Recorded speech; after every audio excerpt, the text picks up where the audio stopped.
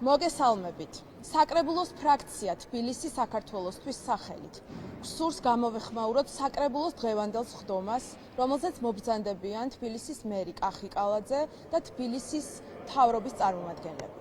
როგორც უკვე იცით, გახარია საქართველოსთვის გუნდის წევრები 2024 წლის ივნისიდან ეგრეთ წოდებული რუსული კანონის დამტკიცების შედეგად ვართ ბოიკოტის რეჟიმში. სამწუხაროდ მას მერე ოცნების მავნებლურმა ქმედებებმა ჩვენი ქვეყანა უმძიმეს კრიზისსა და არაკონსტიტუციურ პროცესში შეიყვანა.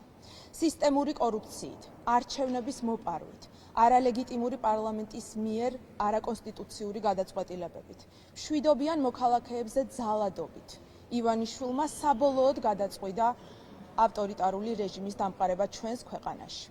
27 დღიანმა სახალხო პროტესტმა მოგვიტანა ის, რომ არც ერთი დემოკრატიული ქვეყანა არ აღიარებს არალეგიტიმურ პარლამენტსა და მთავრობას. ჩვენი ქვეყნის მრავალი წლის პარტნიორი სახელმწიფოების მხრიდან დაწესდა პერსონალური სანქციები იმ ინდივიდების მიმართ, ვინც არ ღვევს კონსტიტუციას, ძალადობს საქართველოს მოქალაქეებზე, ჩაფლულია სისტემურ კორუფციაში, ძირს უთხრის დემოკრატიას საქართველოში და კლავს ევროინტეგრაციის პროცესს.